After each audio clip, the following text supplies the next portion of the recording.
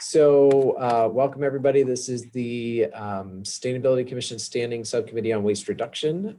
It is December 3rd at 2 o'clock. We have commission members Rob McCann, Roy Clark, and Lonnie Miller, and staff members Patrick Tellerico and Dan DeGarmo. We do not have any members of the public here today, so we shall continue. The agenda was posted. And any questions on the agenda or anything that we may have missed? I think we covered it all there. So why don't we go ahead and get started? Again, this is mostly an update meeting, but I did have one additional new item that I wanted to talk about, which I will get to when we get there. So let's first run through some of our updates, the park trash can and recycling container efforts. So I did meet with Rob about last week, week before, where we went through the list of containers in Ruth Hardy Park that we audited earlier this year. And we did come up with kind of a list of action items for those containers. And so I will be taking a look at that and trying to move it forward with our maintenance folks as soon as I can do that. I did reach out to them, Rob, and ask them about the blue barrels. Yep. And to see if we could get the maker of that so that we could get lids to that. And so I have not heard anything back from them yet on that. So more to follow on that. Did you have anything more on that topic, Rob? Just wanted to make sure that you got the modified version of the spreadsheet I sent you last week with. I did. Okay. As I say, it's not optimal because they're not all arranged right at the top, but they are separated now by action item. Right. Good. Okay. All right. So we'll keep moving that forward. I don't have any updates for us on the wastewater treatment plant improvements. I'll continue to coordinate with our engineering folks on that to see when those engineering studies might get underway. Yeah, Lonnie. Engineering studies underway. Are you? Yes. What are the plans on that? So are there ongoing? Yeah. So like I mentioned last time, there are 3 studies that SoCal Gas has to do to assess the output, the potential output from the flare. And so that they're progressive studies. So we just need to start the first one so that they can, it's a kind of a feasibility assessment. And so they do that, and then they can move on to the next study. So that's really what the next thing that we need to do. And the next study is what? Because we don't actually need Southern California Edison to make this CNG. And we have our own market. We need SoCal Gas to take it. No, we don't. Why? Well, if we want to feed it into the system, then they're the ones that need to take it. But there are other systems to feed it into. Other systems like in Palm Springs, in well, terms of like, you mean like putting it generation. Right. So then we would have to build the infrastructure to get it from there to the cogen facility. Well, here's the deal, is if we're really looking at actually making CNG, why would we give it to Southern California Edison? We should be selling it and giving it to wastewater treatment or the city. Right. Valuable stuff. Right. So the plan would be, I believe, that what we would do is we would feed it into the gas line that is nearby, and then it would be sold. So it would sort of work like your solar on your house. So you're generating something and you're putting it into the grid, and then people buy renewable energy credits. And in this case, it would be CNG credits. And then our stuff could be sold through that system. Because the other element to that conversation was that we needed to find buyers for that gas. So we could be the buyers. It just goes into their system, just like it would energy into the grid. So Well, I see your point, but if you look at Paris mhm, and their biogas to CNG plan, mhm. they are going directly into the vehicles Right. under pressure. And Yeah. that is a win-win situation for the city, Right. without having to go through Southern California Edison. Right.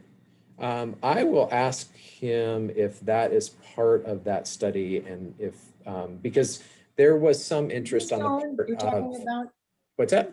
is that Dawn? Yeah. Dawn, okay. And because there was also interest from Palm Springs Disposal Services to utilize some of that CNG as well. Exactly. So, and they were talking about, and I think it was just a question of capacity and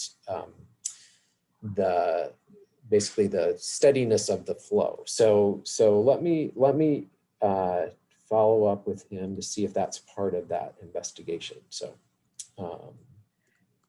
so look at. So basically, our model for this, for CNG going into PSDS trucks Mhm. is the same as the cogeneration going into Palm Springs vehicles. That would be our model. And so I don't know how involved Don is with the cogeneration. I would imagine he'd be pretty involved in it, but I see this as being a stalling kind of a thing for Southern California Edison. I mean, I would rather look at more efforts than just Southern California Edison. Now that I'm back and I'm back in Palm Springs. Oh, you're back already? Now that I have some energy to do a little work here. So Okay. not that I don't mean to say that you haven't been doing some work, but I know Sure. I've been a little slow to get on the upswing, as I Right. say. I don't know who says that, but Yeah. you know what I'm saying. I would Sure. like to look further. Sure. So let me arrange a follow-up with Don and we can maybe have that conversation. That would be great. And anybody else that he might recommend that who may be more involved with the cogeneration. Yeah, I don't know if he's involved in the cogen or who's in charge of that one. So I'll ask out too. That's mostly, most of the people that I've heard talk about that has just been like Stacy on the maintenance side. Oh, Stacy? Yeah. Interesting. So. Yeah, I just made her acquaintance. But there are cogeneration technicians Right. Yeah, they who were run the machine. Yeah. Okay. Because that is managed, and Dan, you might know more. All of that work is really managed by that contract firm, right? Contract? Aren't they under contract? No, they're employees. Are they employees? Yeah. Okay. Okay. They work under Stacy. Got it. I think there's 2 to 3 engineers, or I don't know if they're engineers, but they run the cogen plants. Okay. All right. It's all We're computerized. going to miss you, Dan. All right. Thank you. I'll miss you guys too. All right. Okay. Well, I'll follow up with Don and see if we can set up a conversation about that. See, maybe it'll light a fire too under the studies. Nice. Okay. All right. Any other questions about that? All right. Neighborhood challenge. I don't have any updates. That's not getting any traction. And we might kind of renew that effort in the new year, I think. But yeah, there hasn't been much response on that. Disposable foodware, again, nothing new on that front either. And then the mandatory organics and recycling ordinance, again, nothing new. It passed, and it'll be in place in, I believe it's 30 days from the last council meeting. So probably mid to late December. downtown trash enclosure efforts, we're continuing to talk with the folks that use that enclosure facility. That'll just be an ongoing conversation. I don't know that there's anything that this group needs to do, although it is sort of an interesting experiment and exercise in trying to get people to comply with organics requirements, because they are it's a very interesting little mix of restaurants. So you've got Thai House, which is teeny tiny, and you've got Pomfret, which is a little bit bigger, and then you've got the Village, which is much larger and kind of a different clientele. And then the Fisherman's folks, which is a little retail and little restaurant. So anyway, so there's this will probably be a pattern. Like there's some initial enthusiasm and interest, and then it just sort of goes away because they realize what goes into it, and it's hard. And so I think that's kind of the place where we're at right now, is that they're just trying to figure out how to manage that process inside their restaurant and also outside in the container. So anyway, so that I need to kind of circle back with them. I had another call with them last month just to touch base. Not a lot of them showed up on that. And so, anyway, so we just need to keep at it and make sure that they're doing what they need to do. And hopefully they can provide us with some lessons learned too, just to help us help others make this easier down the road. I think a couple things that I noticed so far is that one is the organics containers that they use. They're just like mini versions of the trash and recycling containers for the household pickup. Is that they can only be filled 3/4 full, but there's no indicator on there that says only filled to here or whatever. So unless you're really talking to people and in their face all the time, then either that's going to get totally full and they're not going to be able to pick it up, or it's just not going to work right. So I'm going to suggest to PSDS that they start marking those containers with a fill line, because otherwise, again, it'll get lost in the communication within their organization. All they need is a yellow. Yes, exactly. Something super bright, super obvious. Yep. So anyway, so that work continues, and actually, I'm going to start a conversation with the businesses that operate on arenas that share a dumpster or share a container behind like Black Book area. So it's like Chill Bar and Black Book and Gay Mart and I think one other one there. So anyway, so they have a similar situation. So and then sort of actually it's on the next one. On the next one, in terms of just generally organics and recycling compliance, I have been sending out letters to businesses. So for those businesses that generate less than 1/2 cubic yard of stuff, so places that are like storage units that don't really have any landscaping and don't really have much going on, they get a letter like this that just basically asks them to sign off to verify that they don't generate 1/2 cubic yard of organics, and they have been actually pretty good about getting back to us on that. So I've got about 50, I think, responses so far. Out of about, I think I sent about 80 or so, 100 of those, so about halfway there. And then other businesses got the longer normal letter that we send out, which is super dense now with all of the different requirements in it. But it also has a compliance form that they fill out. So we've been getting those back, and those have been going, actually more of them have been going directly to PSDS. So we'll continue to track that, and hopefully people are starting to get into that habit, because we need to do that regularly with everybody each year. So hopefully they'll get into that habit of getting that information back to us. And we encouraged everybody to send us back responses via email, so that we've got their email now, so that we can hopefully dispense with some of the paper. So yes, Roy. Just for information, could you send us blank copies of those letters so that we would see what's in them? Sure, absolutely. Send that after this. Yeah, all of this. Yep.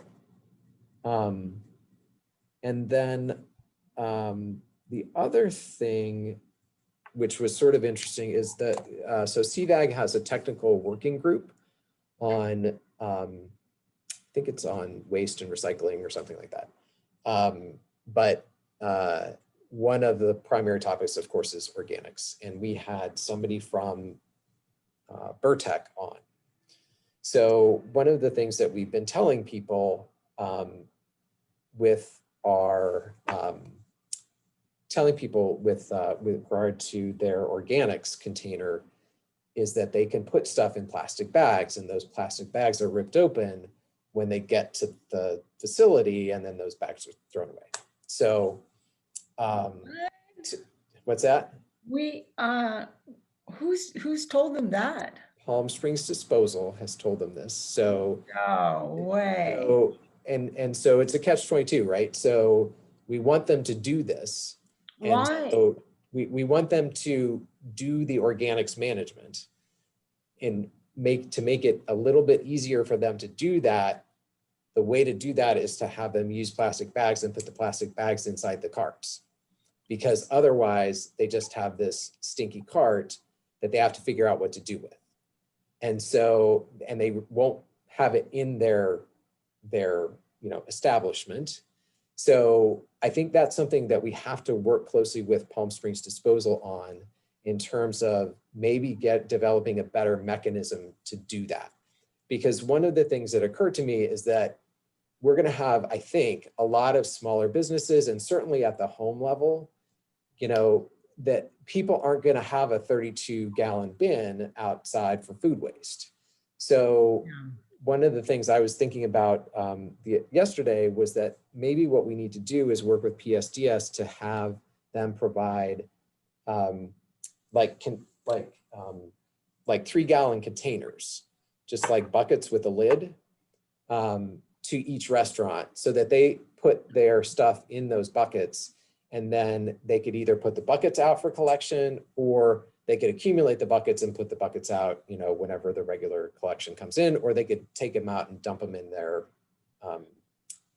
regular bin. So I think we have to think harder with PSDS about that process, because, which related to the first thing I said, which is that when we had this technical working group meeting yesterday, Burtech was on there and they were saying, no, we do not want your plastic bags. We do not want that stuff in plastic bags. And so it was a very interesting conversation, because that is not consistent with what Chris had been told by Burtech. Palm Desert was on, and Palm Desert said exactly the same thing, that this was not consistent with what they had heard either, and what they were telling people. So there's a lot of miscommunication, I think, about that process. And so I think we need to nail that down. Burtech was going to go back and just kind of verify that what they said was correct. And then they're supposed to get back to us. But I thought it was really interesting, because Palm Desert was in the same situation. Like, no, you told us that we could use plastic bags and that this is making this a lot easier. And now if we have to go to just directly in the bin, it's going to make it a lot harder. So anyway, so it's a very complicated situation, and it just reinforces how not ready we are for all of this 1383 stuff. So anyway, so we just need to really work on that over the next few months to really get that process down before we start really pushing it on everybody, because if we go down a path and we switch directions on people and then we switch it back, then that's not going to be helpful. So yeah, so it was a very interesting conversation with. And Chris was Yes. for plastic bags or against it. Chris Cunningham. So Chris was basically passing along what he had gotten from Burtech, which was that Burtech would accept stuff in plastic bags at their organic site. And so he was basically passing along that message and saying, yes, let's do this as we try to roll this out. So anyway, so it sounds like that is not going to be the case, and which was what I was a little bit afraid of. And so I think we just have to think harder about how we do that. So, because especially as we get into the summer months and everybody's concerned about how the heat affects this stuff and all that kind of thing. So They have these, I mean, I haven't seen these kitchen waste containers that PSDS has yet, but I can tell you Riverside County has done a lot in this area, having just gone to that Rivco conference. mhm, And there's no place that's using plastic bags. There's not a country who is doing that, who's so far ahead of us that they're already collecting from the households and from the downtown metropolitan areas. And they had these cool miniaturized containers with lids mhm. that close, and you use your foot to open them and then it closes. I Right. mean, it's not that ingenious really. And when the lids close, there's no more odor. Right. No. Right. That's what I think we need to implement. That's what it's. Yeah, that's what I think we need to implement. I think it would be more convenient for the restaurants too, in the sense that you could have a container out and be working with it. And then at the end of the night, you just close it up and then you maybe get the next container out in the morning and it's not taking up a ton of space. So, so I think we just need to sit down with PSDS and think through that. And I think that they're going to have to get different containers, honestly. So, or if they could, yeah, probably. yeah. But maybe, we could get some examples. I mean, Yeah. I would take that up. I'm not having any big plans coming up here. Yeah. So I'd be happy to look into that and some other, models or examples of. That would be great if you even just contact Riverside County and get a picture of what they use and that kind of thing. Yeah.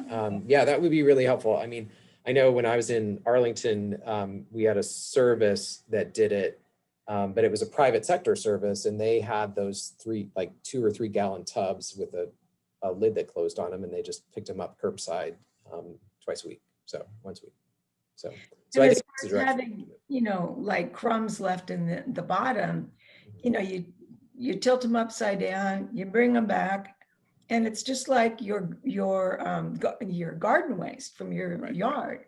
That can get smelly, but it doesn't usually. Right. I think the only concern with the food waste is that it's stickier and wetter. And so there's more of a concern that it's going to contaminate the container. And so I think that the ideally what they would do is they would come and switch out your container. Yes. Give you a new one, fresh one. Yeah, that's an idea. So, well, I'll look I around. got a whole business model set up. I should just quit and just go start doing that. No. So, all right. All right. So that was it on that front. So I have outreach on our list here. So one of the things that we're going to need to be doing more of going forward is outreach. And one of the things that's going to happen probably at a regional level or a Coachella Valley-wide level is more outreach related to 1383. So we talked to them again at that meeting the other day, and the group agreed that we should have some consistent messaging that was valley-wide in terms of preparing people for 1383 and organics collection and recycling. And so, so I think that we may end up seeing a little bit more of that, and we'll certainly be engaged in the development of that going forward. But that campaign needs to probably start early next year to start preparing people mentally for what's coming. And then the other thing was I will also be doing outreach here this month and next month on this sustainability scholarship program. So now that we've updated the city website, we're posting information up there about the sustainability scholarship. And so hopefully we can promote that to businesses to get them to get some help in terms of some of these things. And just on that note, I mentioned this to Roy yesterday, So one of the pieces of feedback following the 1PS meeting where we talked a little bit about leaf blowers was a comment about, again, the perceived, perceived racism behind the leaf blower ordinance, which is not necessarily accurate, but it has been raised as an issue by some people. And so, because most of the gardeners are Latino. So one of the things that it did make me think about, that's okay, was that we had in our sustainability scholarship program kind of this tiered system that I mentioned at the commission meeting is $1,000 for businesses to do more structural things like lighting retrofits or whatever, and then $750 for people to do waste and management and services and containers and reusable containers and things like that. And then $500 basically for the gardeners. So on the surface, that looks like not such a great thing because the gardeners get the least amount of money. But the logic behind that was that there is another state program that actually gives them a lot of money for electric lawn equipment. So, but that people won't necessarily make that connection. And so even though that's intellectually probably the right thing to do, it doesn't look very, it doesn't look good from an optics perspective. So what I talked to Roy about was just saying, let's just do $750 across the board for everybody. So let's just meet in the middle and just say $750, do with it what you will, and tell us what you want to do. We'll approve it and then go forth and do.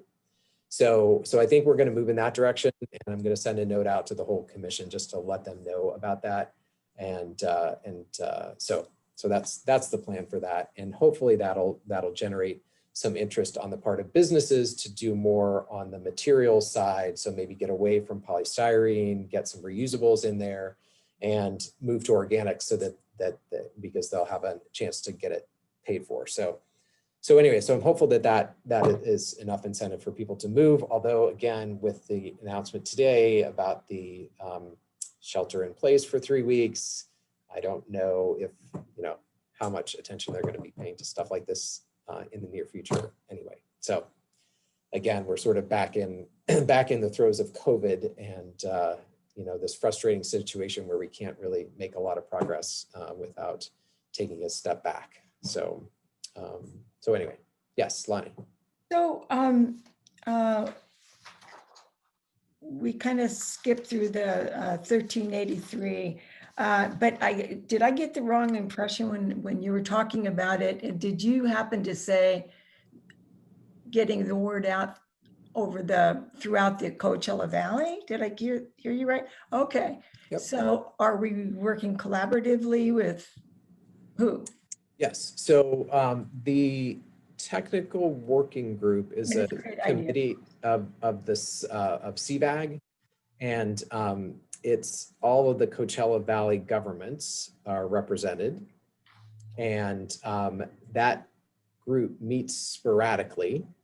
Although I think it will meet pretty much quarterly here, probably next year. I was elected the vice chair of that working group, which so I'll be a little more in the loop in terms of scheduling things. So, but anyway, that is a group made of my counterparts basically in each of the different cities. Oh. And so, again, we have the bulk of the responsibility for getting the word out about this stuff. So again, we're looking to CVAG to potentially hire some contract support so that they can develop some messaging and do some billboards and things like that. So that's radio ads, stuff like that. Yep. And did you include that under 1383 planning kind of? I did not. I was talking about it in terms of just organics recycling compliance. But it's all related, yes. That's great. I'm really glad to hear about it. Yeah. So that should be an exciting thing. And I know that I have heard the ads on the radio from, I think it's Indio or India or Indian Wells. One of those has actually a really good recycling ad on the air that I've heard a couple times. And I've thought to myself, oh, I wish that they would have just included us on that, because I would have said the same thing. So anyway, Wow. yeah, so this is a chance to do that. All right, so we're on to the, actually, let me just do 1383 planning. Yeah, Roy. Before we leave outreach, are you expecting to talk about the scholarship program at the council meeting next Thursday? I will check to see if I am able to do that. And so I'm assuming that I will. That is my hope. No, that's Yeah, that's the plan. So let me just close with the 1383 planning, and then I'll turn it over to Rob. So we need to move forward rather quickly on our franchise agreement update. And so I've been talking internally, and we're bringing on a consultant to assist us in that process to help kind of facilitate that process with Palm Springs Disposal Services. And the plan is to kind of work together to develop the scope of the new agreement so that they can go back and assess their potential costs, and we can assess our potential costs, and so that we can put together an updated franchise agreement. So that's really the first thing that we're going to do. And then I think in tangent to that, or in tandem with that, I think we could probably start the development of our new ordinance that will implement 1383 too. So all of that's going to be moving forward in the spring. So probably starting in January in earnest, that'll be happening. So, yep, it's going forward. Roy, and then Lonnie. Is there a potential for changing the rates, specifically what the city gets paid per ton, because the cost of administering this program is going to be higher? Yes. So there is basically what the state is allowing, or I'm not sure if they're allowing or encouraging or requiring, but they have talked about a 1383 fee. So they are basically have that as an allowance in the law that says that each city can issue a fee for 1383 compliance. And so that's really part of what we would be focusing on, is to figure out how much additional effort we think it's going to take to do this, and to meet with businesses and all that. And quite honestly, I think it's like a full-time person. Honestly, it's between me and whoever I hire. I think it's going to be a full-time job to make all of that happen, between the education and outreach component, the enforcement component, and just the overall oversight of the paperwork, which is pretty tremendous. I think all of that is basically a full-time person. So that's what I would probably be eyeing in terms of our costs, in addition to like administrative fees and like, letters and all that kind of stuff that we need to do to implement. So yeah, so I think it's going to be fairly significant, and yeah, so that's what I'm eyeing. And that's what you've been expecting all along too. Yeah. Yeah. And I think it's really just a question of how we divide the level of effort between us and Palm Springs Disposal Services. So depending on what they take on, because actually the other interesting thing that was interesting to hear on that call the other day from Burtech, because Burtech manages the other cities' waste. So most of those other cities hire Burtech.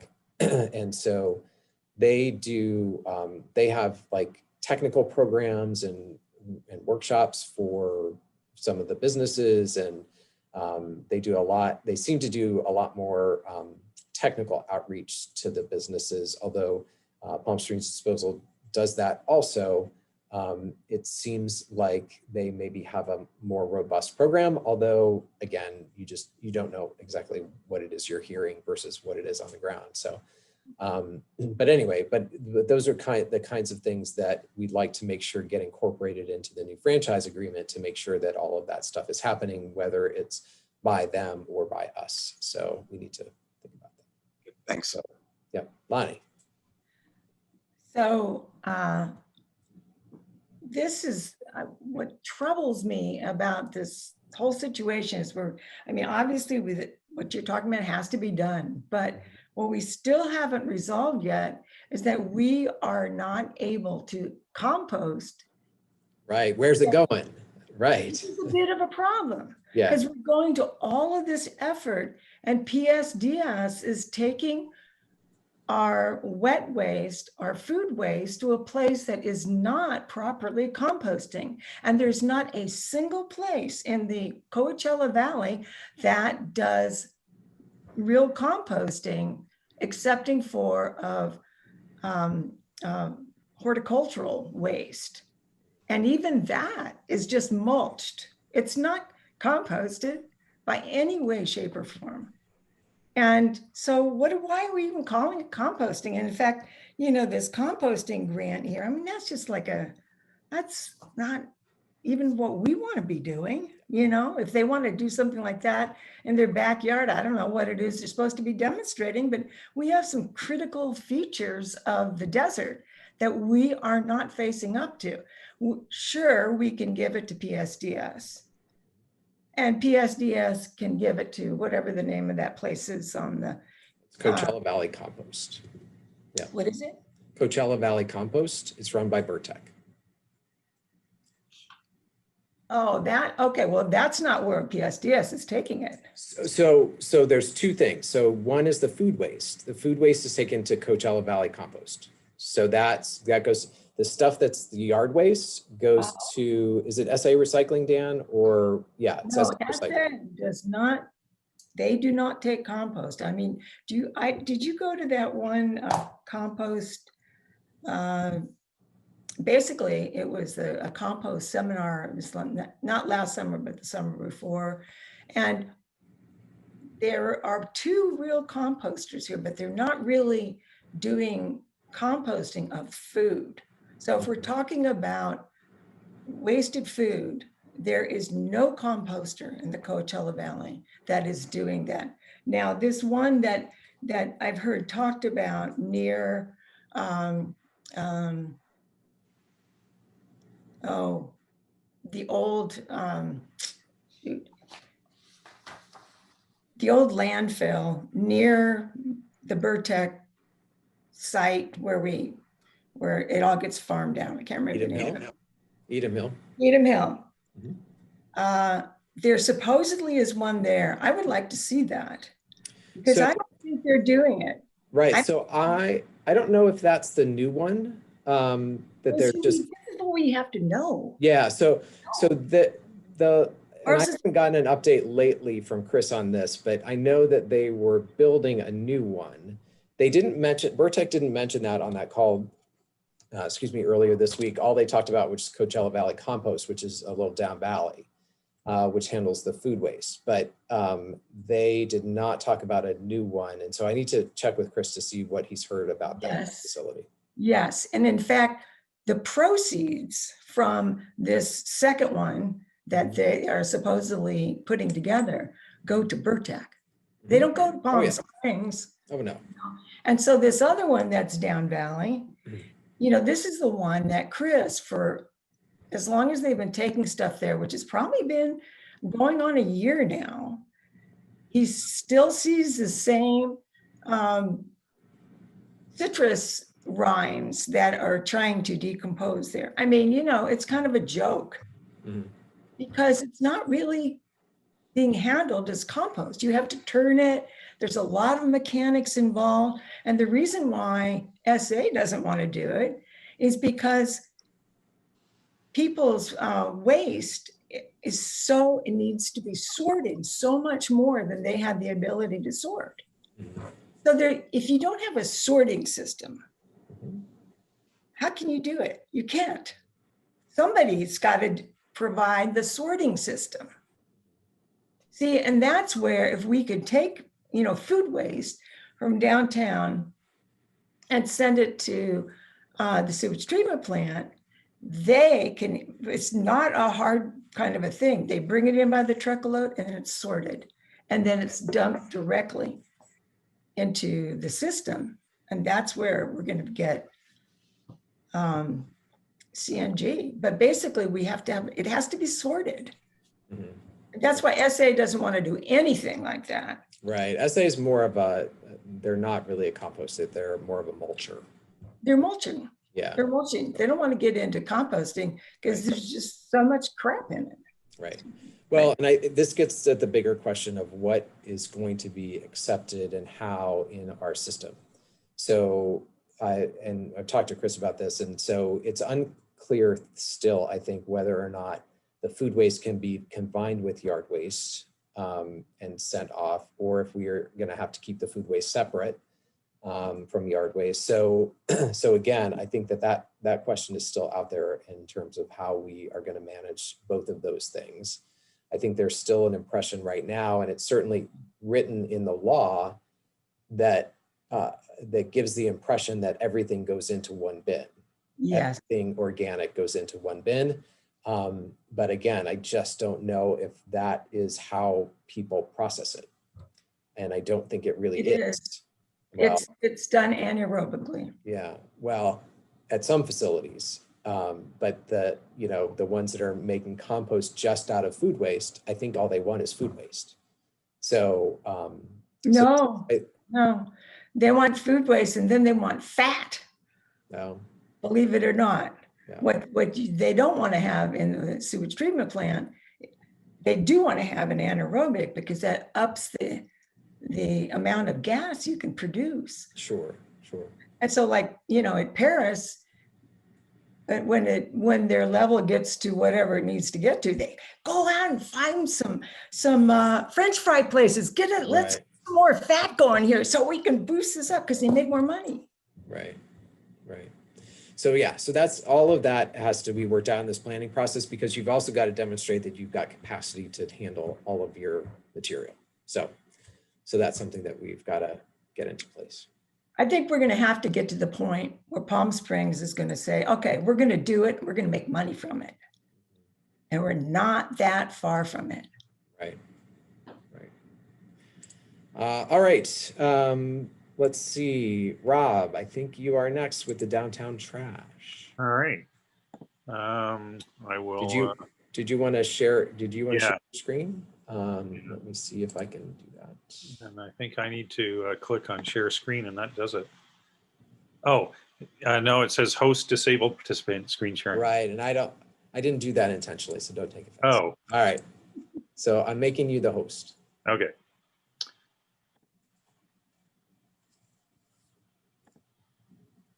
Now.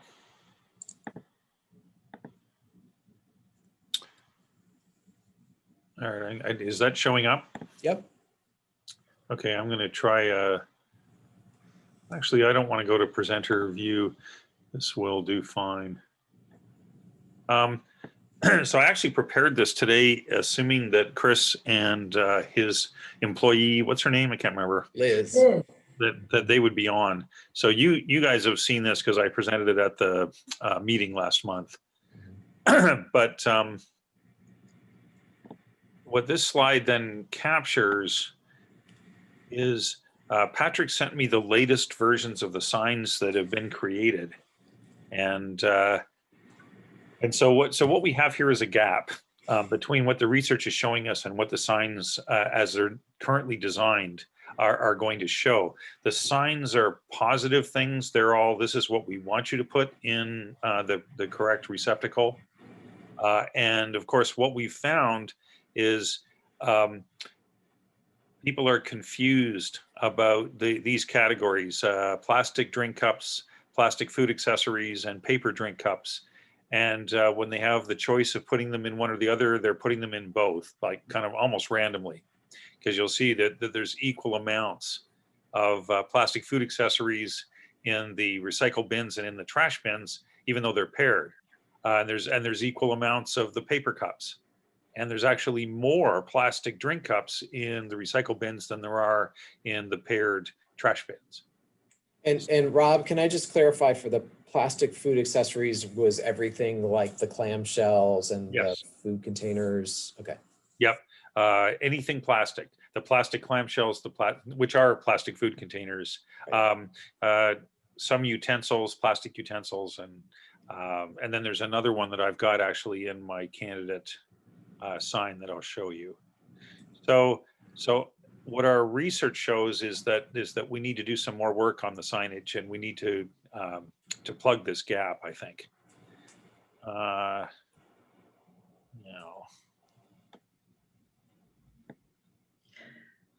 And Lonnie? No. Well, you know, the thing that strikes me is that we're still not using the numbers of the cups or the No, we're number not. of the No. plastic. We're not. If For we're using those like in other places, But we could make this is some progress. this is downtown containers. We're not gonna reach people if we say you have to look at the number and make a determination about what to put into the downtown. You know, we're not going to get there. We have to be more generic. Well, actually, more importantly, none of those plastic cups that are used at any of those downtown locations are recyclable, period. Okay. Yeah. Unfortunately, And now that unfortunately, plastic food container could be a 1 or a 2. right. That has more of a chance potentially, but mostly what I saw, and I don't know if you guys saw this too, but mostly what I saw is those food containers had a lot of food in them. Well, exactly. Like, they just came out of the restaurant and they just threw it in the trash. Yeah.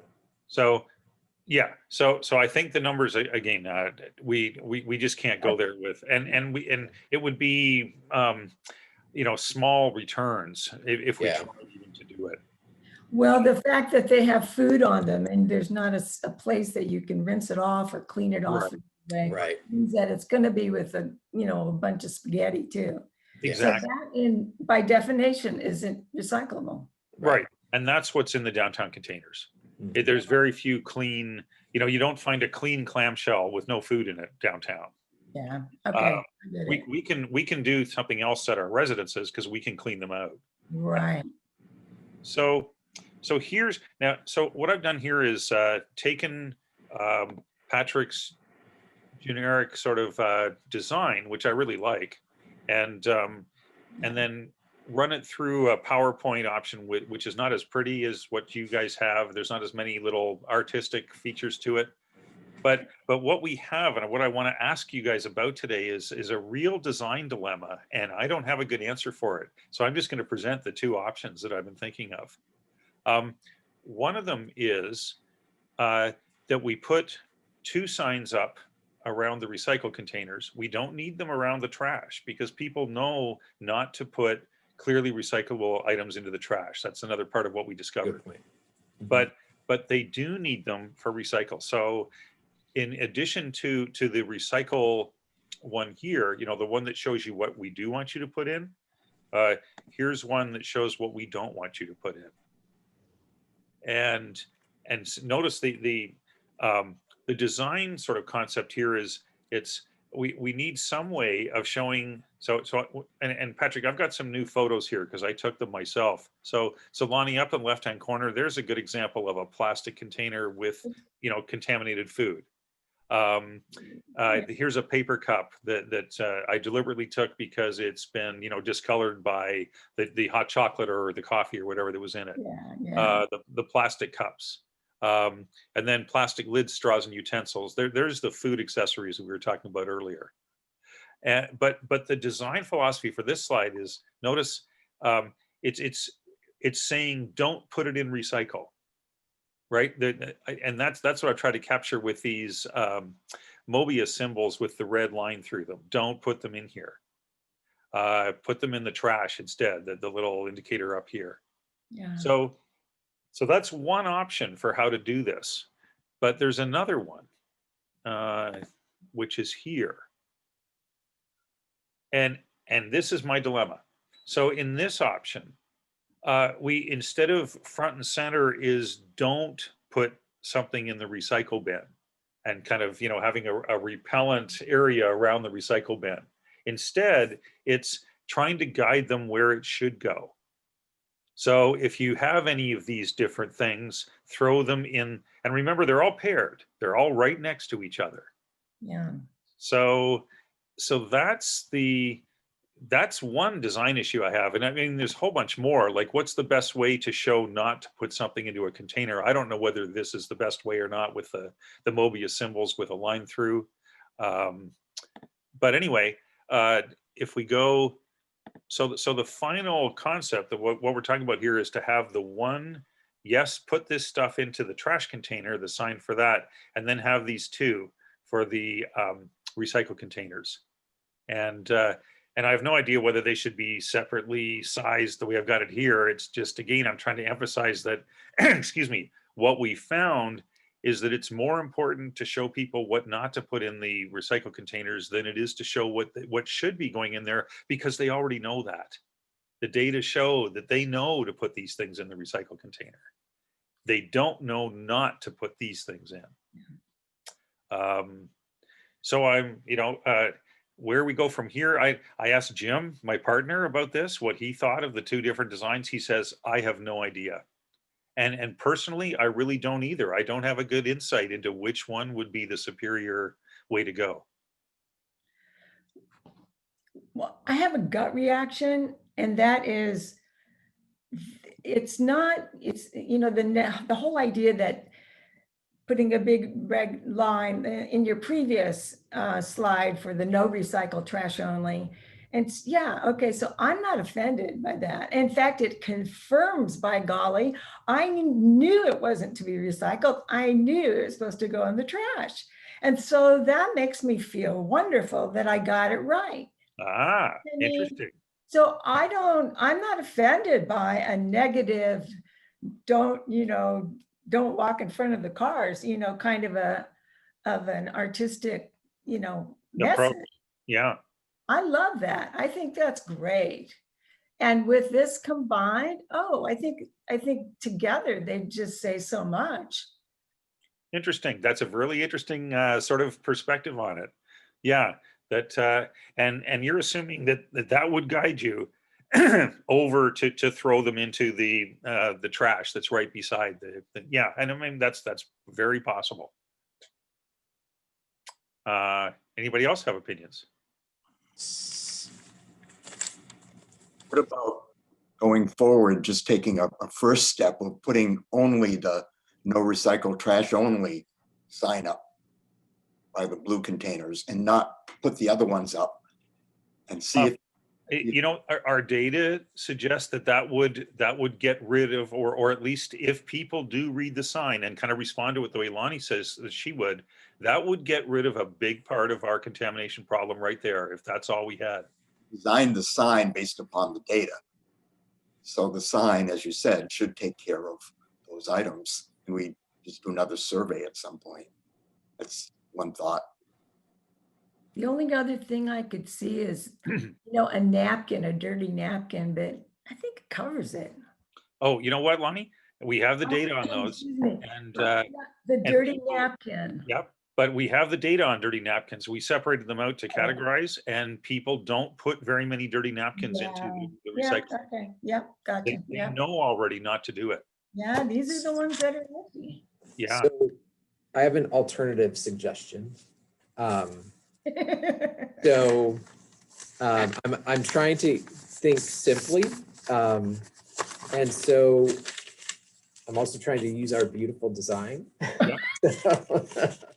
So what I was thinking is that you would keep the recycle it thing down below here, but above it in big round, do not do this things, have the symbols of each of the things that we don't want them to put in there. Mm-hmm. So that is actually in between where you would throw stuff, and the message about what goes in the container is actually what not to put in the container.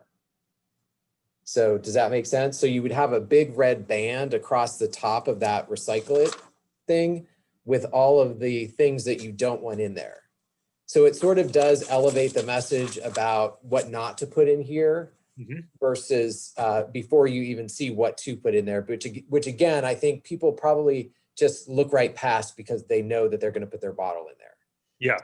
So it puts that above it in between and closer to the place that you're probably going to put the stuff. If we were to put these on the containers themselves. I like that. It just makes those things more visible. Exactly. And they would be red, so they would stand out in a different color than what's below. But just to be clear, Patrick, you're talking about making them part of the sign, right? Not a sticker to put on the actual, yeah. Right, right. I think that's a plausible way to pursue it. Because the one down below feels too complicated to me, that no recycle trash only, that feels a little bit too complicated to me. I would want the red things around the actual products, just to, because you have to have, there's basically 3 steps your eye has to go through for that one. Yep. Versus just going to, oh, I shouldn't do that. And So, that wasn't obvious to me at first either with that sign. yeah. Too many steps in there. Yeah. Right. Yeah, I agree completely. That sounds great. Yeah. So if you like that, what I can do is I can have our guy just put that together for us. And because what we could do is you can either send me those pictures that you've got, Rob, or I can use the things that we've got for the trash icons. Yeah, the only thing I don't like about those is that they're clean. Yeah, Right, they are right. pretty clean. Yeah. Yeah, you got some good samples there. Yeah. Yeah, I don't think they're optimal because the background, for example, I like the one I took of the food inside the plastic sort of clamshellish container, but it was kind of taken against a dark background, and I don't know whether that's optimal, but I'm not much of an artist. Right.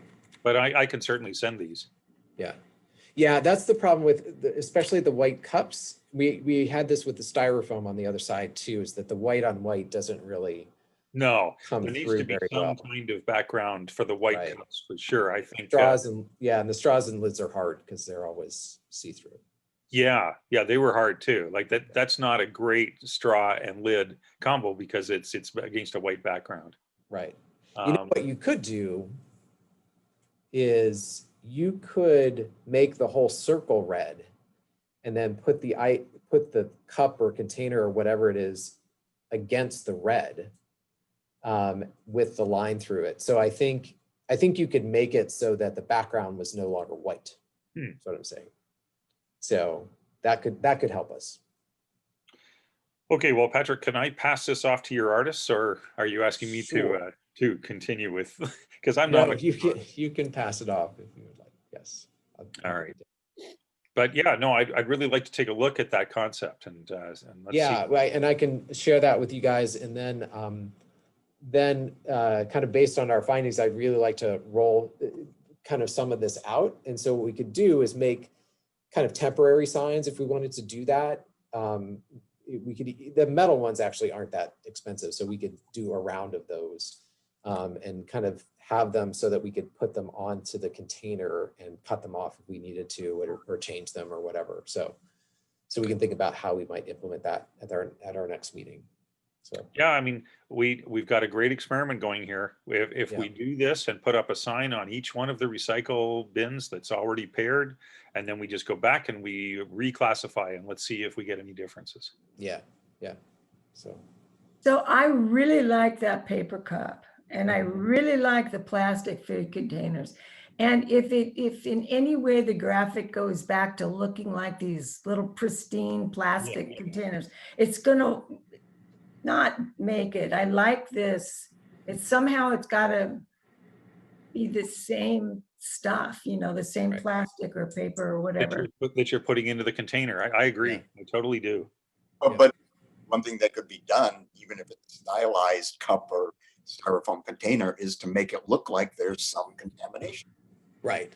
We can make it look dirty, potentially. Oh, well, okay. So far, I haven't seen that, Yeah. where it's a cartoon. When it's the real deal, that's a beautiful paper cup. Yeah, it was a bad paper cup, and so I fished it out of the container that's in front of the Ralph's, in the shop. Rob was working overtime. Yeah. You're hardcore. Okay, well, good job. All right. Yeah. Sounds good. Wonderful. Okay.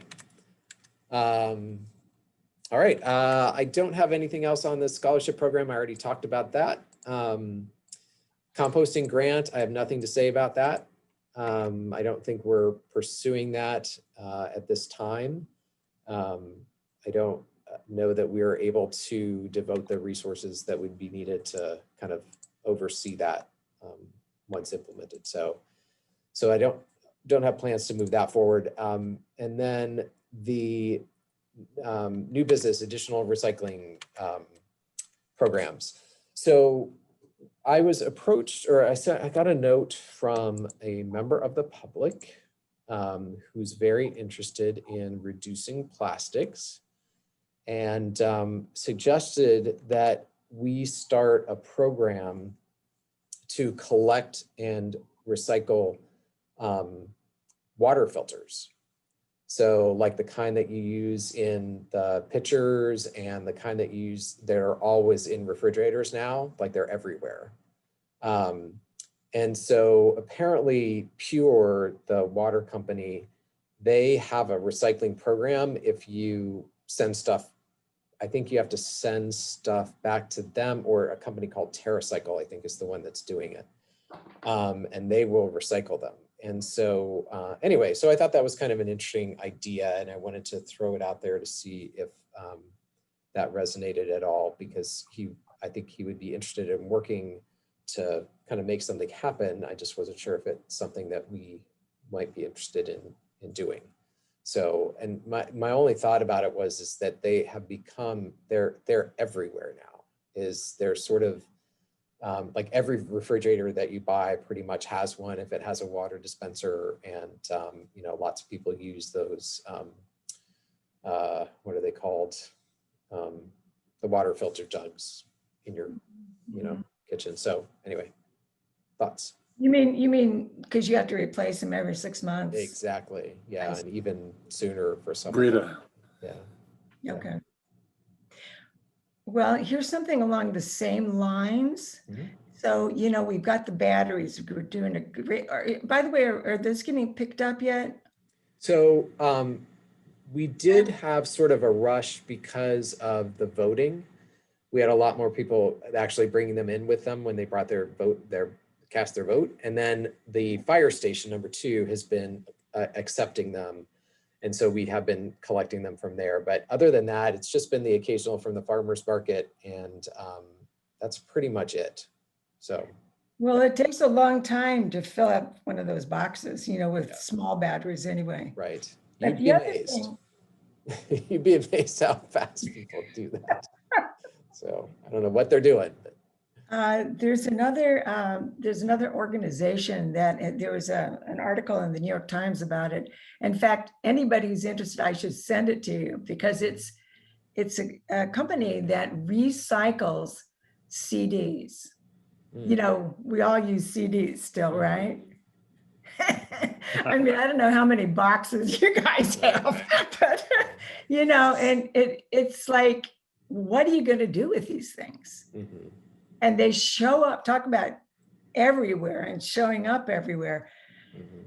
So there's this one guy who apparently was he was one of the inventors of CDs, that he has a company you can send, and he gets CDs in little tiny boxes in truckloads. And what he does is he breaks them up, he munches them up until they're these little fine crystals. Mm-hmm. And then they can be made into other things like car fenders. Mm-hmm. I mean, it's a whole nother business. Mm-hmm. And he's invested in it, but the word hasn't quite gotten out yet. Maybe, do you want me to send you an article on that? Yeah, that'd be great. Okay. Would anybody else like it? I'm not going to send it out, send it out, but it's very interesting. I'd like to see it. Yeah, why don't you just send it to me and I can send it out with the letters. Okay, I'll do that then. But anyway, so that's another example. I, for one, have been looking for a place because I'm internally downsizing, and I just want to get rid of these CDs. Yeah. So. Yeah. Well, Revivals takes them, I think they still resell them. So they are one option. if they're of decent quality and somebody might want to listen to them. I don't know what your taste in music is, but so. Well, you know what? Now that you mention it, Revivals needs to get this article. Yeah. As you know, after they've had a CD for a long time and it's scratched or whatever, Right. you know. Yeah, they I need might to meet want with it them after. I bet actually. they don't. Yeah, I need to meet with them. So, okay.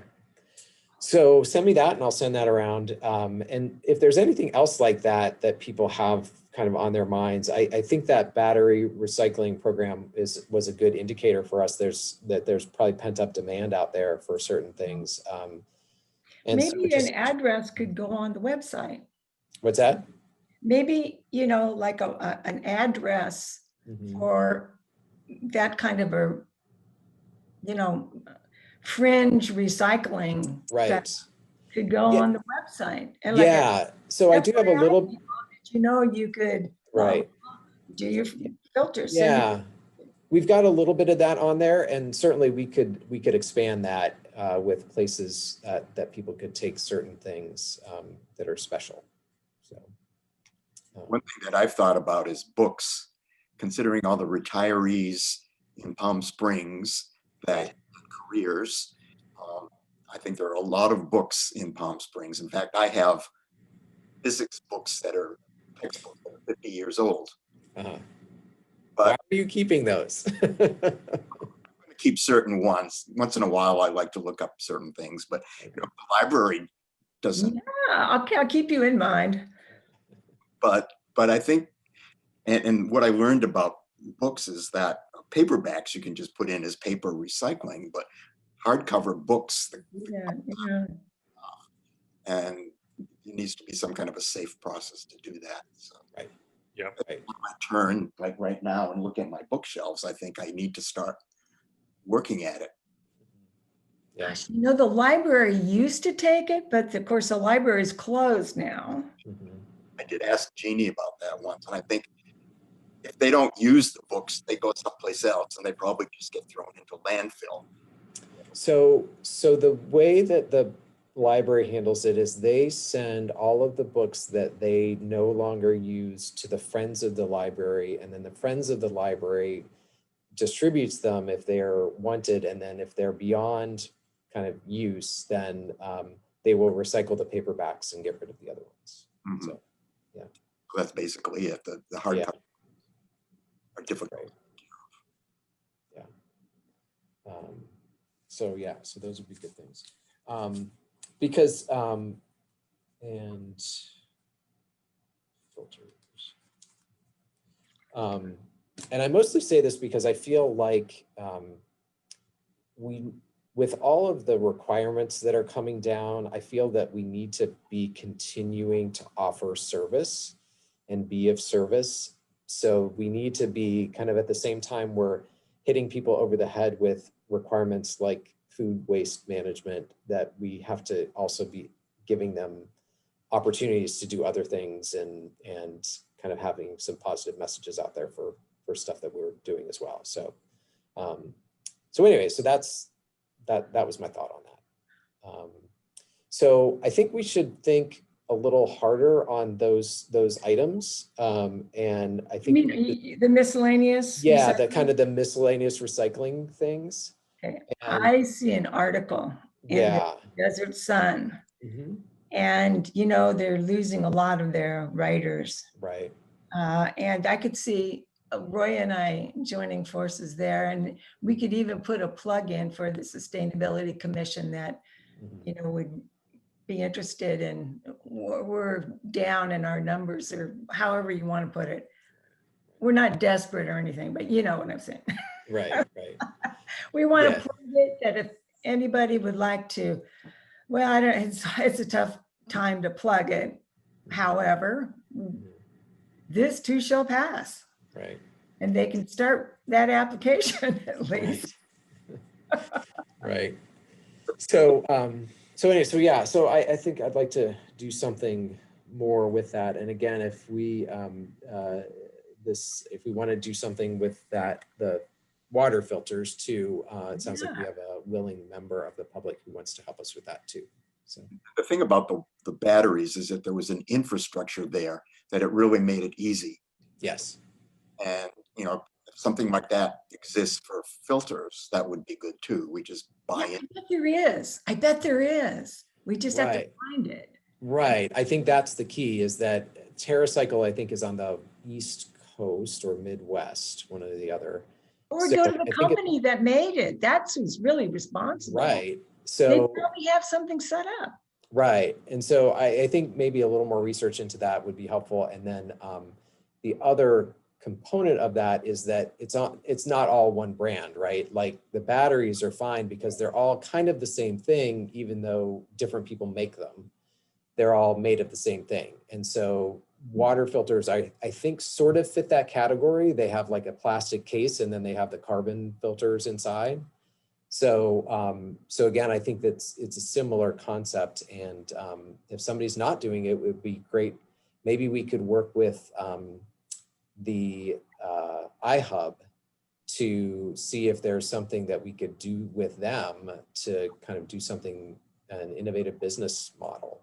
It's a great Oh. So, point about recycling. About a week ago, I read an article in the LA Times. Apparently, Governor Newsom has appointed somebody new to be head of Cal Recycle. And that person is inclined to involve industry as part of Cal Recycle, specifically having them design. You're talking about Rachel Wagoner. I don't remember the name, but that would, Okay, it's really a cool article. Yeah. so they would, you know, basically look upstream at the design of the containers and make them more recyclable. So that's something that's hopefully coming along. yeah, that, Can I give a little Yeah. blurb if we're kind of close to the end of the meeting? yeah, A little blurb on this Rachel Wagoner.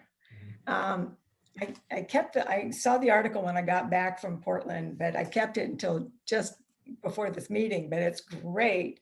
She was actually appointed by Governor Newsom, 46 years old. She's a veteran legislative staffer and Democrat. And she has had, what she's going to do, she's going to take the place of Cal Recycle, she's going to be the new Cal Recycle leader. Right. And is that the same one, Roy? Yeah, okay, yeah. Responsible for cleaning up after forest fires. Yeah, that's going to be her first thing. And apparently what they do is they get, they contract with private to clean up, do a lot of the cleanup, but then they work side by side with toxic waste, of course. Imagine all the particles, the plastic particles. So they bond and they, do the work with toxic waste. That's going to be her first priority. That's 6,500 square miles and 5,600 houses. wow. And then what you're talking about, Roy, is, our recycling of plastic bottles, cans, where you can get 5 cents or 10 cents, depending on how large they are. That whole recycling thing has fallen to pieces. And, the last of those private companies